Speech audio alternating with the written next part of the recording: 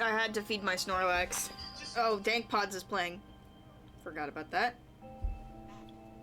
Okay. Raphael sent us a message. Neato burrito. You only thrown 3 times in a row because of my bad luck today. I was playing kitty game off stream. Shoot, I forgot to put up the do not disturb sign. Give me a sec.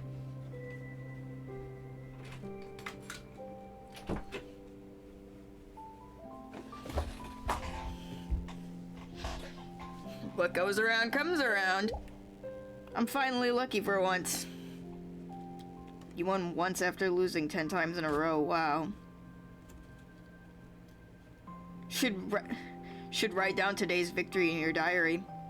Then take it out from time to time to reminisce.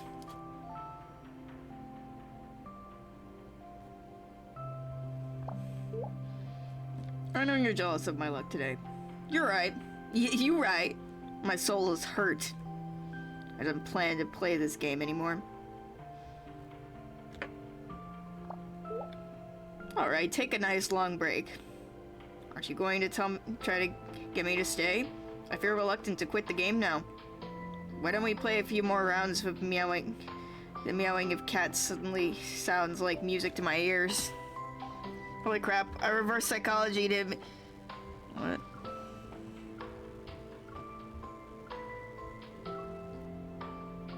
Oh. Now you too can make fake blog posts.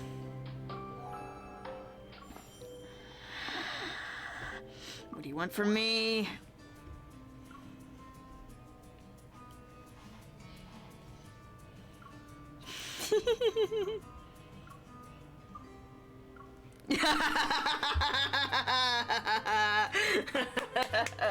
Wow.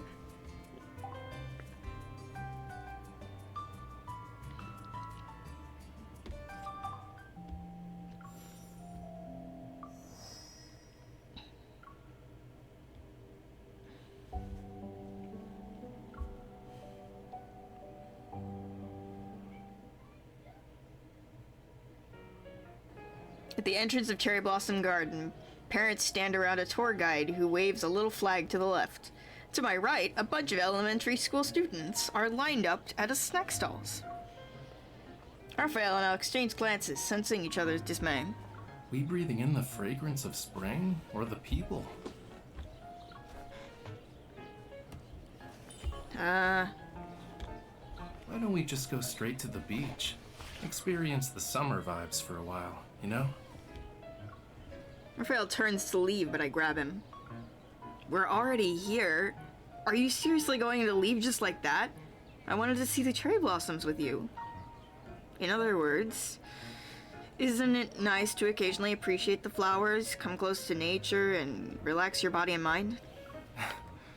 I wasn't going to give it any thought, but when you put it that way, I suspect you're hiding something. Just as I'm about to change the subject, he looks behind me with a perplexed expression. Why are you carrying around a big bag if you want to relax? Isn't it heavy? It's a secret. I can't tell you right now. Seeing how everyone is all squished together, I do what others are doing and have my backpack in front of me. Raphael raises an eyebrow and reaches out. It's fine, it's not heavy. I'm just making sure both of your hands are free to grab onto me so you don't get lost.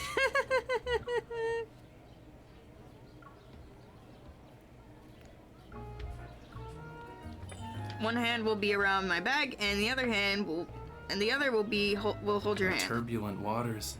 You must give it your all to catch an agile fish. I can already tell that if the impact's too strong, you'll end up letting go. Even though he didn't mean to provoke me, I still feel a little spiteful. Wanna bet?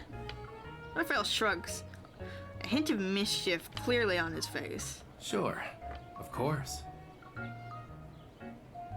It starts when we hold hands. Ready? He holds out his hand in front of me, palm up. A silent invitation. We are making a bet, right? Why does it feel like... I gather my scattered thoughts and take Raphael's left hand.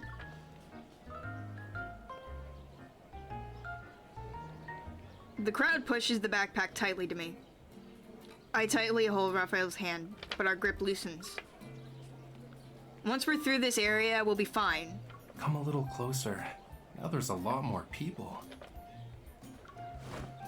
As he finishes his sentence, a group of rowdy kids bumps into us, pushing me away from Raphael. Huh? With a few murmurs from passers-by, Raphael abruptly closes a considerable distance and comes to my side. He's disgruntled. Just to be safe. He turns his wrist, and his fingers intertwine. No! Come on, we're almost there. You can't do that!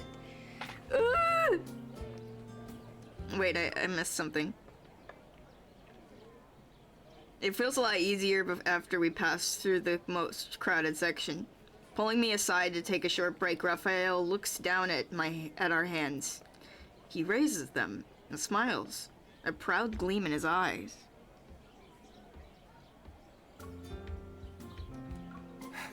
So, who won? As much as I want to argue, you did. I noticed the wrinkles on his shirt and the lingering creases on his sleeves. I can imagine the amount of force he used to push away the crowd to get to me.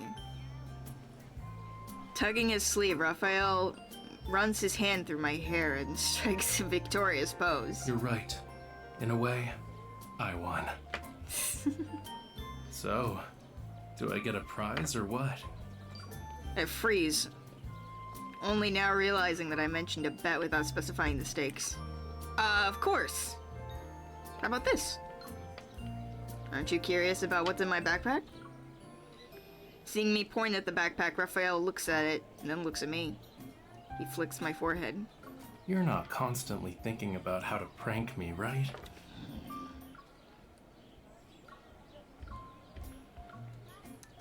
A bet is a bet. Here's your prize.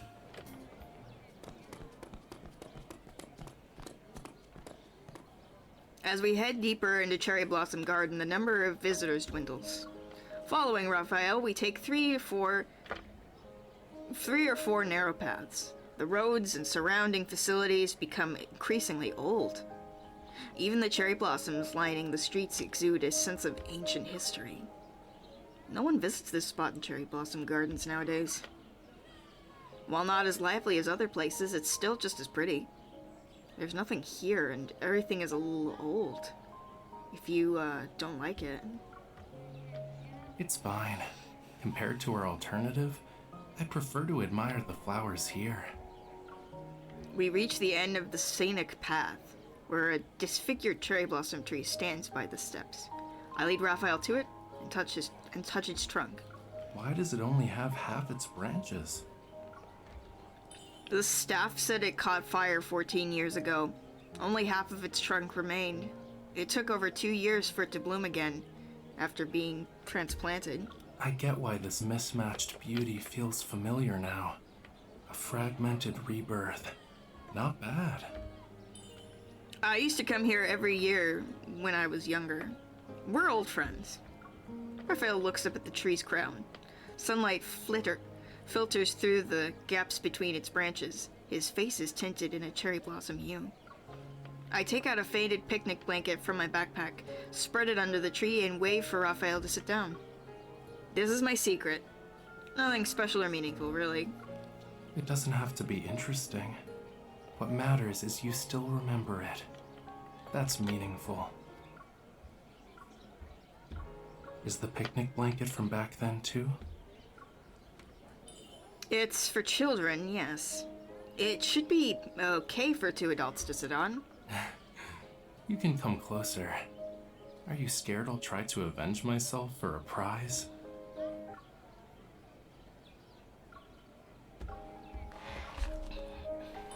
Do you really want it? Well, tell me what you plan to do and I'll give it some thought. I'm too busy trying to guess why you brought me here.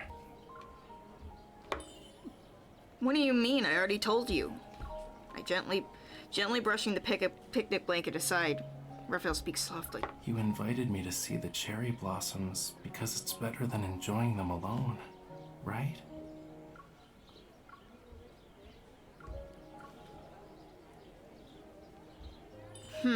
You're right. I used to see the flowers by myself, but now... It's not like I don't enjoy it. It's just when I think of you, do I really need to be alone?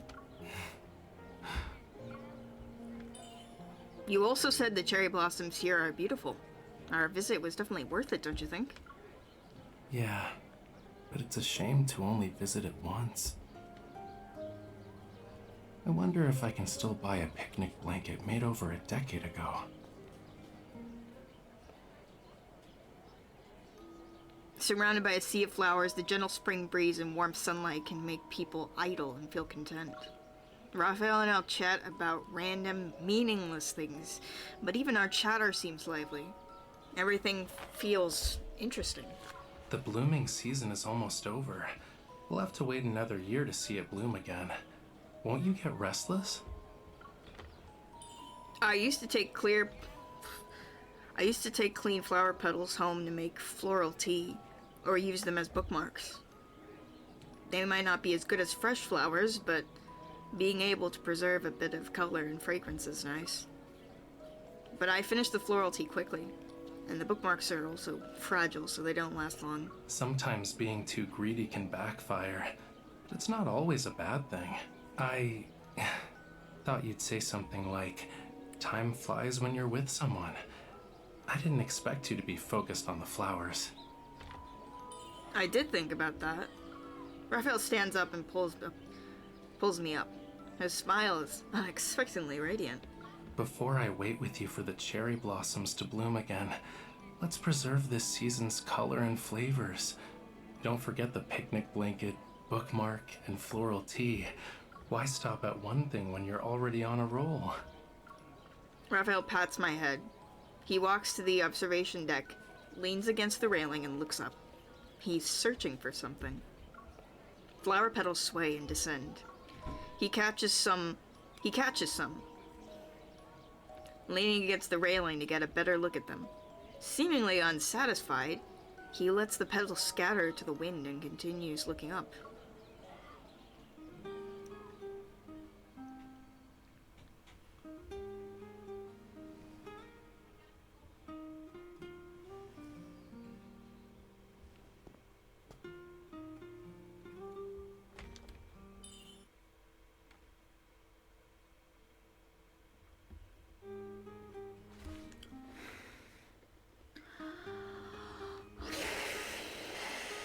I'm blowing, I promise.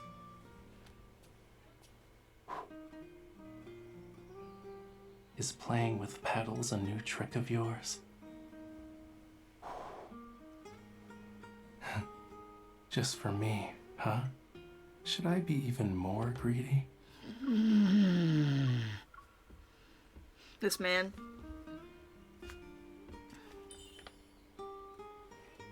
Why is this branch growing Well, down? Why don't you ask it? Oh, I see. This man? It's a secret. Come a little closer. I'll whisper it into your ear.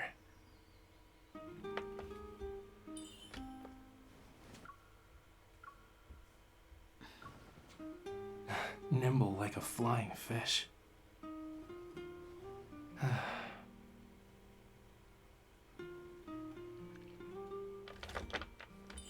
Huh? Was there a petal? Huh. It has a nice color and wonderful shape. Would you want to turn it into a bookmark?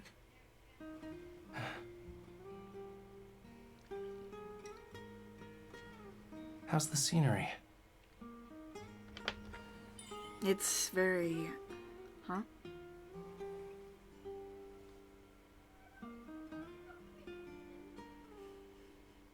Beautiful.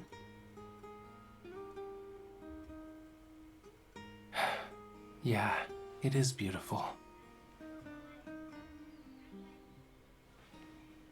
We should come here again, but even earlier next year. Share the entire season with no regrets.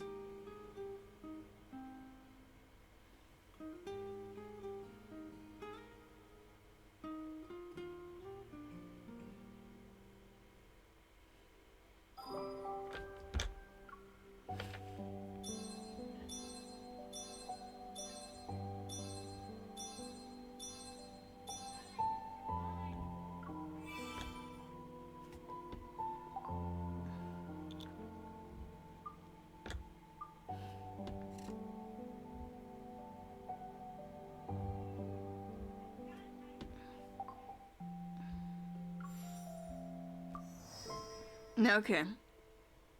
I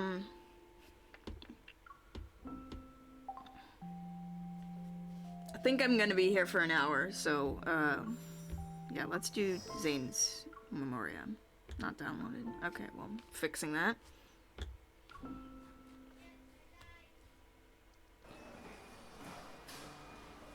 It's already evening when the plane lands in Verdantry City. As I step out of the cabin, I'm greeted by fresh, humid air. It's a relatively remote, underdeveloped place. It lacks medical resources and hunter personnel.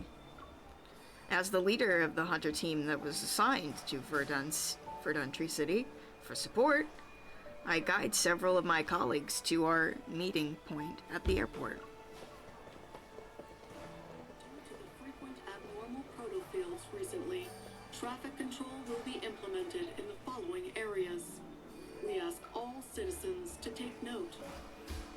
To improve the coordinated emergency response capabilities between various systems, we will be hosting a collaborative exchange with Lincoln City in the coming days. This project will implement new, streamlined communication terminals integrated with the emergency response system. Our goal is to... Is that the same terminal we're using? Yeah. While we're waiting for our ride, everyone should familiarize themselves with these devices. We can only use them to communicate with each other during our mission. You can look up Axo Hospital's medical team and the city government working group. This is really efficient for finding people. All working communication records must be saved within the system. If you encounter any issues while using it, make sure to report them immediately.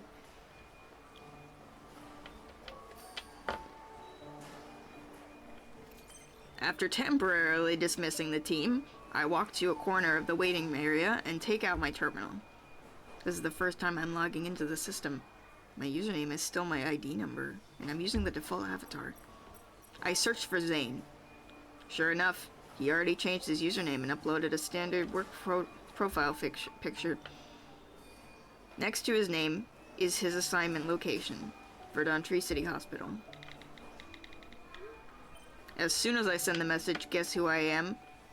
I'm immediately marked as red. A familiar pair of leather boots appears in front of me. I look up to see Zane. It seems he just arrived as well.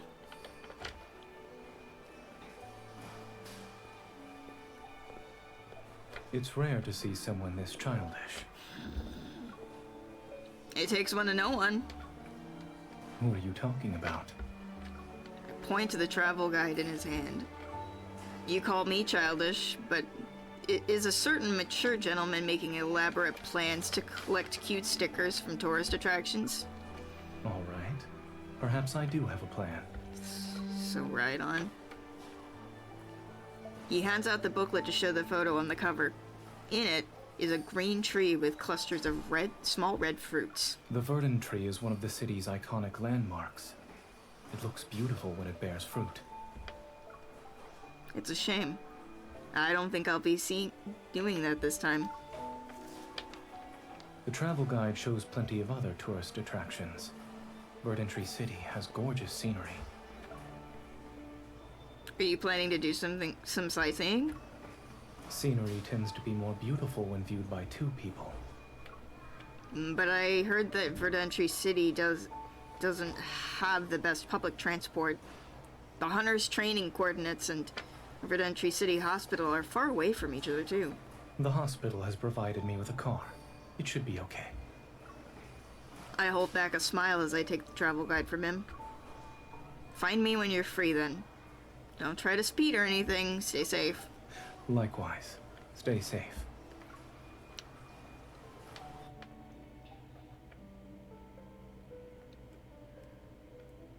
Our plan was perfect. Unfortunately, reality is far more cruel. In addition to conducting daily investigations and elimination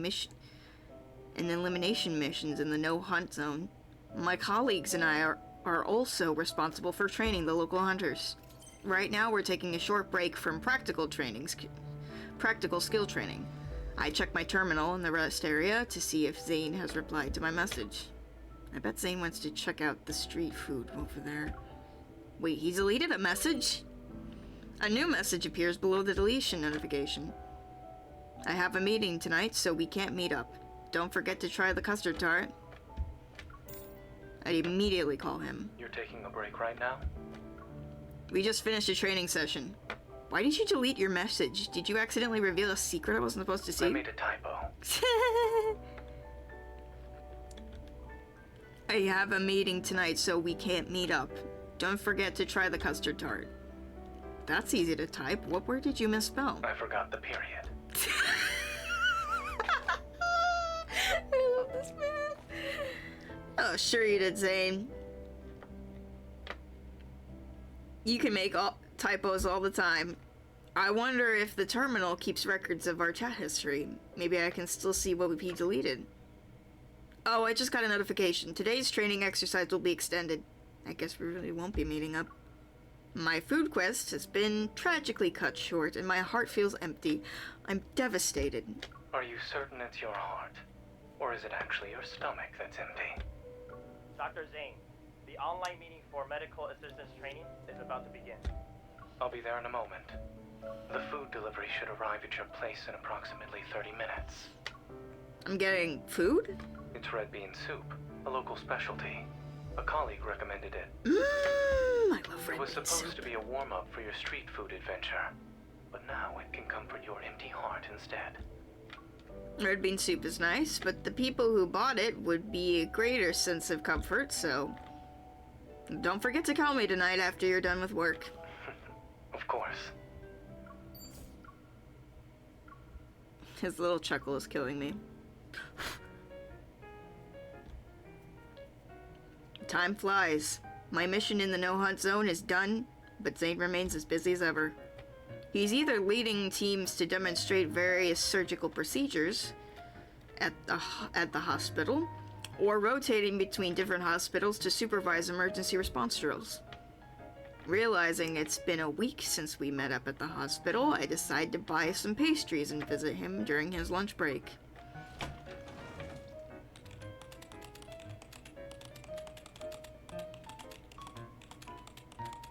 Lucky for me, I found a Dr. Zane who's not spending his lunch break in the operating room. Give me a minute or two. I'm almost done. Dr. Zane, that assistance protocol we discussed earlier. Oh, you're the hunter who visited before. The doctor's eyes dart between me and Zane for a few minutes. Then he smiles and waves his hand dismissively. Ah, you're Dr. Zane's significant other. I'm sorry for disturbing you. It's fine. I'll organize the results from our recent field Not project denying and upload it. them to the system. We should be able to finalize everything. We'll discuss it at tomorrow's meeting. Great. I'll get going then.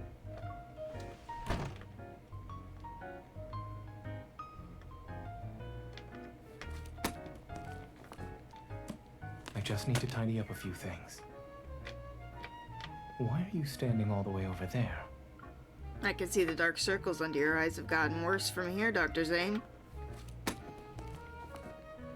Then, are you hiding a miracle treatment for them behind your back? Yep. Your special remedy smells like sesame and has a strong, milky aroma. The outer layer is reminiscent of a puff pastry. You're definitely a dessert expert. You can identify a puff pastry by smell. Zane stands up and puts a stack of documents in a drawer. Then he pushes the tissue box on the desk towards me. I appreciate your praise, but I didn't smell it. Wipe your sleeve, please. And make sure to cover your tracks next time you make up a story. What do you mean? It's evidence that I carefully selected special pastries for Zane. I shake the bag of pastries at him. Would you like to try the sesame crisp first, or the custard tart? Either is fine. I believe her selection prioritizes quality. However, I suggest we change locations before we eat our snacks. The sun is nice today. We then look outside and are greeted by a bleak, overcast sky. Goodness.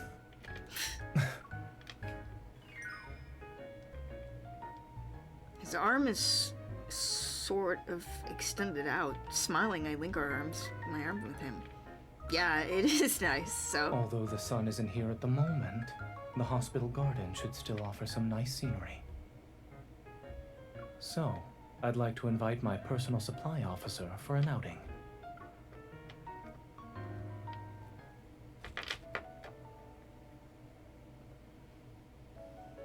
Despite the slightly overcast sky, the small garden is bursting with green vegetation and life. Zane and I choose to sit on a bench under a tree before sharing our snacks. You don't need to visit the no-hunt zone again? We don't find any we didn't find any vulnerabilities after our inspection, so their defenses were under a lot of pressure before we arrived. The same can be said about their healthcare facilities. Verdant Tree City still needs to introduce more cutting-edge diagnostic technologies and treatments. If we use this opportunity to identify the gaps in their protocols, it will make assistance more efficient in the future. I'll admit that's forward thinking, but I think I heard your computer crying and begging for a break. You should be careful too. Don't overwork yourself. Zane uses his fork to stab a small pastry piece, then he offers it to me. Right back at you. The soft light filters through the early winter clouds and envelops me. All of this is reflected in his eyes. On top of investigating and dealing with the no-hunt zone, you also have to train the local hunters. You've worked hard. Yet when I visited you last weekend, you were practically glowing when the trainees called you captain. You couldn't stop smiling. Maybe I was smiling because you were there with me.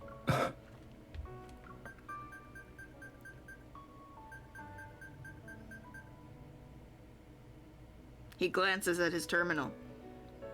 With a resigned expression, he looks at me. There's an emergency preoperative consultation. I need to head back now. I sigh dramatically and point to the bare trellis in front of the bench. I hope Dr. Zane's schedule will be just as empty as that. It sounds like you're describing retirement. Then I'll claim a few days of Zane's retirement in advance when we get back in Lincoln. A few days? I expected more than that. Are you underestimating me? I wouldn't dare.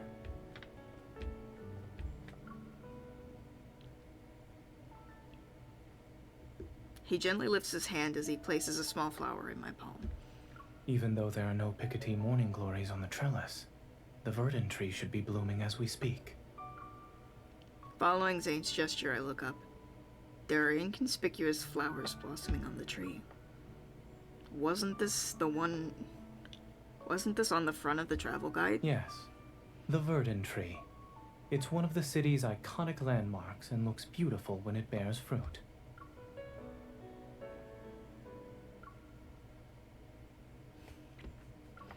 But there are only flowers. We're not seeing it at its most beautiful moment. While I'm still staring at the tree that blooms in winter, a gentle warmth suddenly touches my cheek. Suddenly surprised, I turn my head to meet Zane's unwavering gaze. What's that for? I'm simply borrowing a bit of your time in advance. I learned it from you.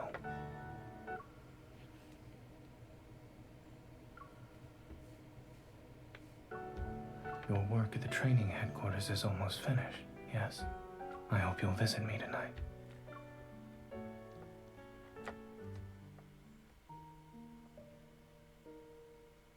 Hey, yo!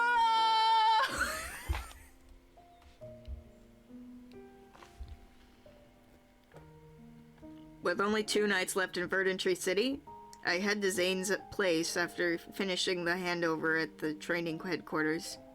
I've already packed my bags. His place is almost devoid of personal touches.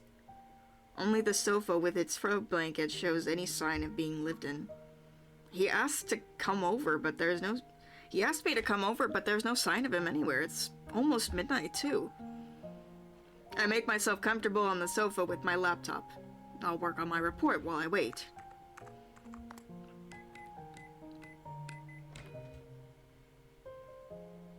Didn't I send a message about not waiting for me? I'm not waiting for you. I was just sitting here with this ridiculously long, seemingly endless report.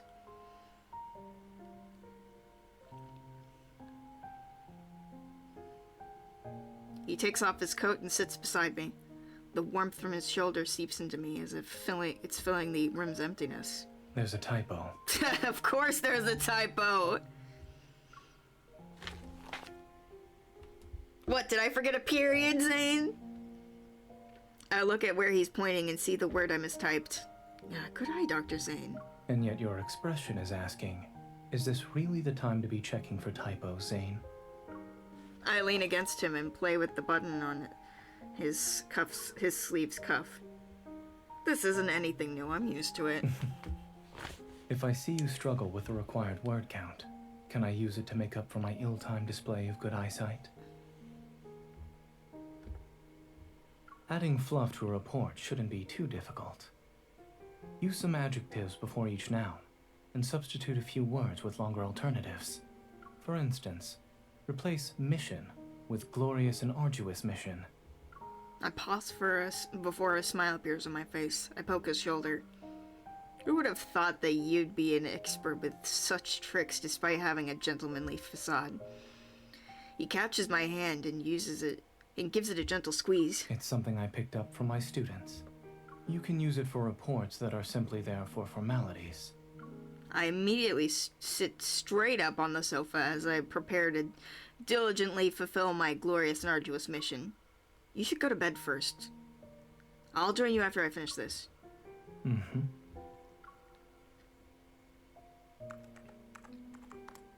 I type up several lines, but he doesn't leave. I turn to meet Zane's gaze. He's been watching me for some time. Despite being caught, he's unfazed. He reaches for a book that's on the coffee table and makes a show of flipping through its pages. I don't feel tired at the moment. I can keep you company. I smile. You've been busy all day and you're not sleepy? How much stamina do you have? My stamina has always been excellent. Or are you suggesting there's another way to keep up with her demanding nature? I move one of my hands away from the keyboard, grab the fluffy blanket and toss it to him. Don't think I can't discipline you just because I'm typing. I hear soft rustling as Zane covers himself in the blanket, takes the book, and leans back against the sofa. Occasionally the sound of turning pages mingles with the clicks and clacks of my keyboard.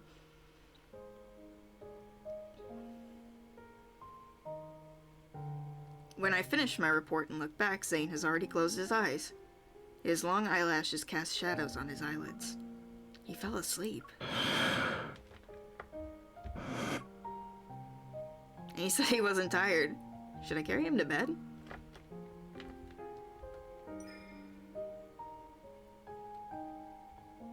It wouldn't hurt to try, right? I stand up, bend down, and carefully slip my arms around him. What are you doing?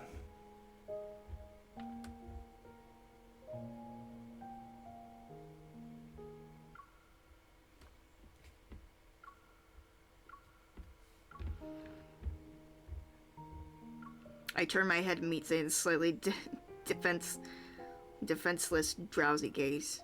I was trying to carry you to bed without waking you up. He lowers his gaze before giving me a slight smile. He closes his eyes again and pulls me into his embrace. I hear his voice above my head. Are you sure you were trying to carry me to bed? You weren't practicing a new combat technique? During these past few days, were you training doctors or coming up with witty comebacks? Teaching takes priority, of course. However, I can't neglect my ongoing research in the field of humor. Isn't that why you fell in love with me in the first place? He holds me more tightly, and his warm breath is barely perceptible against my hair. Do you know what you want to do after work tomorrow? Remembering his packed schedule, I saw at noon. I pout to myself. Then, with a dejected tone, I speak against his shoulder. I'm going to visit every tourist attraction that's listed on the tour guide. Lovely. That's all you have to say? He kisses my temple without saying another word. Silence falls between us. After a while, I gently poke his wrist. Aren't you going to sleep in the bed? Only then can you relax and get some rest. This is the most relaxing way for me to rest. Let's keep holding each other for a while longer.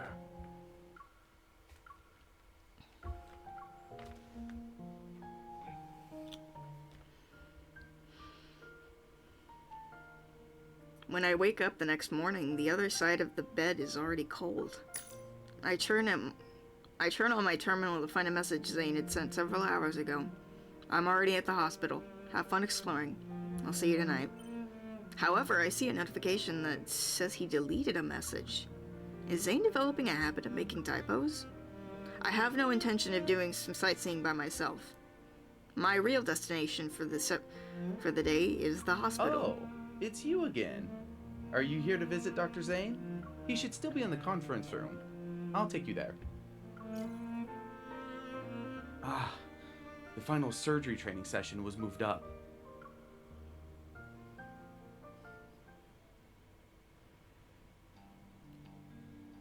I follow the Doctor Who.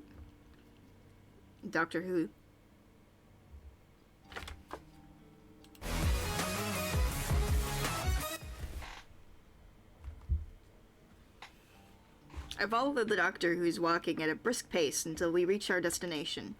The small conference room is already packed with more than a dozen people. At the front of the room, a large screen displays a live feed at multiple angles for the ongoing surgery. Occasionally, hushed discussions break the silence in the conference room. On the screen, I immediately spot Zane across from the leading surgeon. This must be the most difficult one. The lead surgeon looks a little nervous. It's like we're taking an important exam with Dr. Zane as our proctor. But having him teach us is a privilege in itself. Let's begin.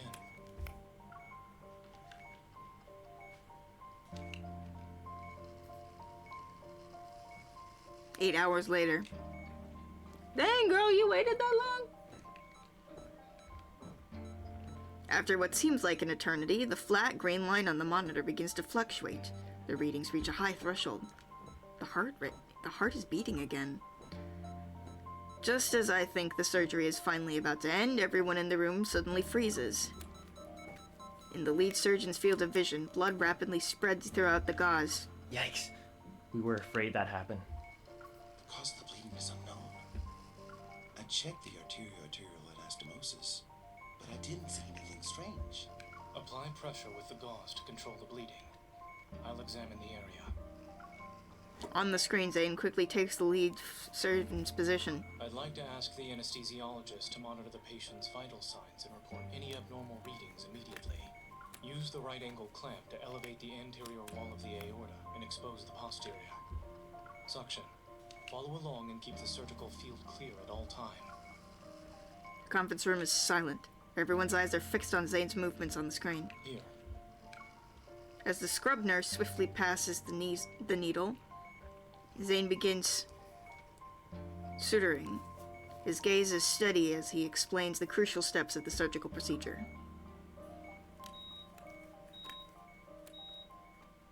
With that, the wound irrigation and inspection are complete.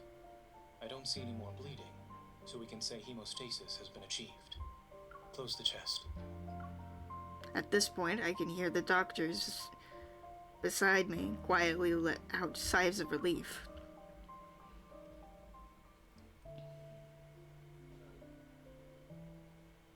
It isn't until the surgery is done that I realize more than 9 hours have passed.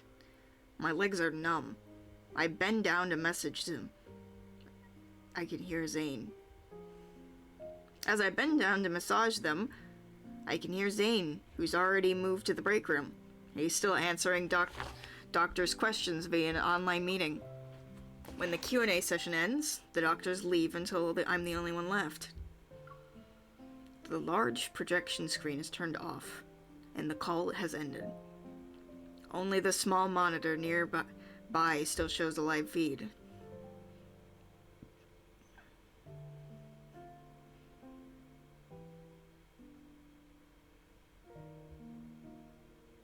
In the break room, Zane sits down silently.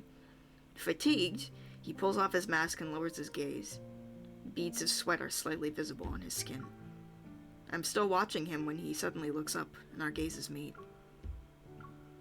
Not knowing what to do, I grin. Zane is startled for a moment before he gives a faint smile. He then points to his wrist where he usually wears his watch. He uses his finger to trace the number 12 in the air. Your shift ends at 12 o'clock? Even though he can't hear my voice, Zane still nods at me and silently mouths something. Maybe he saw my confused expression. He averts his gaze as his smile widens.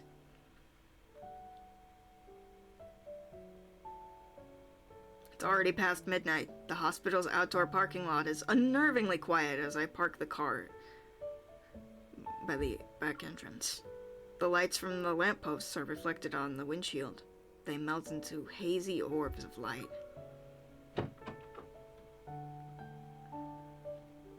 You don't often volunteer to drive. This is your reward after a long day, Dr. Zane. You've earned it.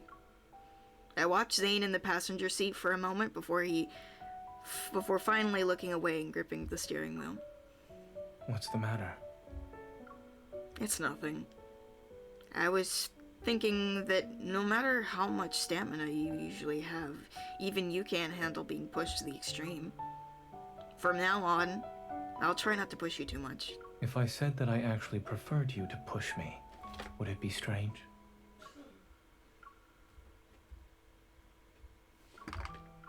Definitely. I've already prepared a special remedy for your peculiar condition. I start the car. Smiling, I give him the hot drink and simple meal I brought in advance. Your treatment is 1 macchiato and a sandwich. I like that clip.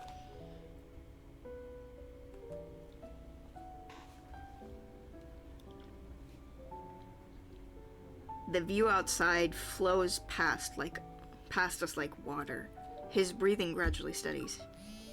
Traffic light turns red. The terminal repeatedly vibrates in the quiet car, and I take a look. It's a call from Grayson. He's probably asking about my flight.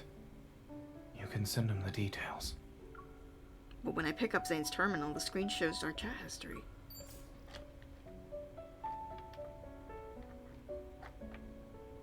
Unlike what's displayed on the end, the chat history on Zane's device occasionally shows great messages I've never seen before. Good morning. The sun is shining, and I heard you can see the mountains that are a kilometer drive away. Do you want to go there?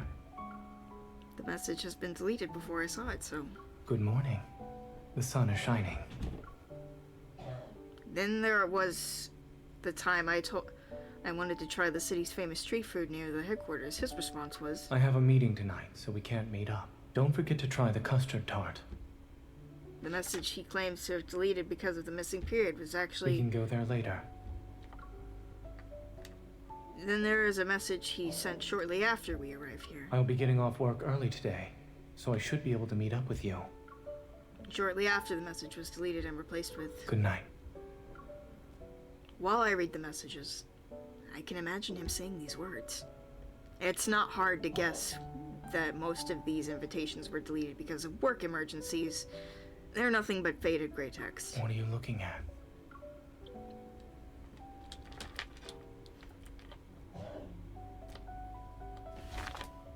My heart flutters. I look at Zane as he wakes up.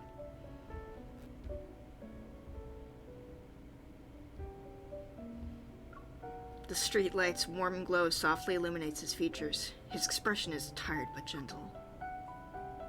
Did you know that even if you delete a message on the terminal, they're still stored in the system? I hold up my terminal and wave it at him. All those deleted messages are now permanently valid IOUs. I'm keeping them, so I ensure you fulfill them to me, one by one.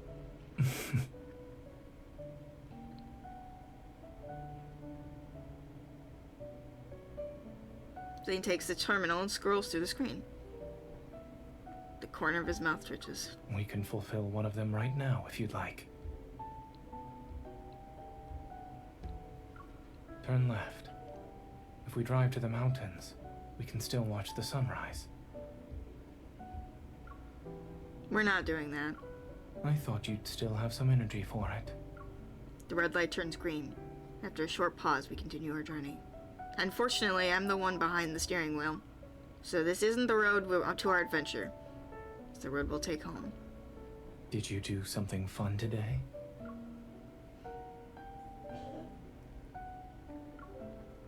I didn't go anywhere else. As you said, scenery tends to be more beautiful when viewed by two people. Yes, I know. My pile of debts is as tall as a tower. It's good that you're aware. Let's come back here when we don't have work.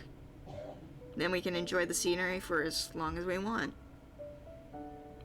What did you say to me in the break room? The streetlights blur into thin streaks as we move. His gaze lands on me. I can almost feel its weight. It wasn't that important. I saw you, so you can't pretend it didn't exist. In that case, I said, the very fact you're here makes me happy.